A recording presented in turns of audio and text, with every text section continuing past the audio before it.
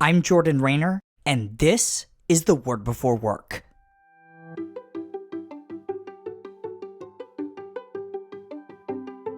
Today we're reading from Colossians 3:23. Here's what it says: "Whatever you do, work at it with all your heart, as working for the Lord and not for human masters." When Jesus was asked what the greatest commandments were, he replied, "Love the Lord your God and love your neighbor as yourself." As we saw in the previous devotional, excellent work is one way in which we fulfill Jesus' command to love God by revealing his character of excellence to those around us. As we'll see today, excellence is also necessary for keeping the second commandment in our work.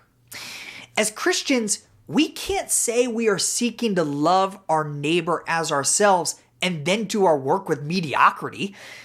Think of the extreme example of a Christian doctor. While the doctor may pray with her patients, maybe even share the gospel with her coworkers and donate money to her church, her most basic form of ministry is being an excellent doctor. If she were a mediocre medical professional, her patients' lives might be at risk. The doctor's first responsibility in her work ought to be the ministry of excellence, serving her patients as best as she knows how, giving them the same level of care she would expect for herself and her own family. Now, I get it. For most of us, the relative skill of our work isn't going to mean the difference between life and death. But we all have an opportunity to obey Jesus' command to love our neighbors as ourselves by choosing to do excellent work and going way beyond the minimum standards that are required in our jobs. I love what my friend Matt Perman says on this topic. He says, quote, "Slack work is like vandalism because it makes life harder for people, just like vandalism. Christians are to be the opposite of vandals and slackers in our work. We are to do work that will truly benefit people by going the extra mile rather than just doing the minimum necessary." Listen to this last part of the quote. I love this. "Excellence in our work is a form of generosity and love, and poor quality is a form of stinginess and selfishness. Shoddy work is not just shoddy work. It's a failure of love." End quote. As Christians, we shouldn't seek to do the bare minimum in our jobs to collect a paycheck.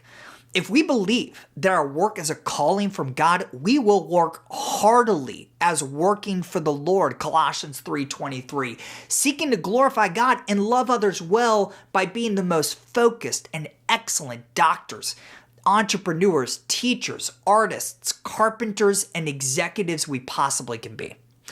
Excellence in our work isn't just a means to some personal gain. It is our most fundamental form of ministry at work. Let that truth encourage you to focus on pursuing mastery of your craft, becoming the most exceptional version of yourself for God's glory and the good of others. Today's devotional only scratches the surface of how God's Word connects to our work. If you want to go deeper, sign up for my free 20-day devotional called The Word Before Work Foundations at twbwfoundations.com. These email devotionals are designed to help you gain a rich understanding of the biblical narrative of work, how exactly your work matters for eternity, and how those truths influence how we should work today. Sign up for free right now at twbwfoundations.com.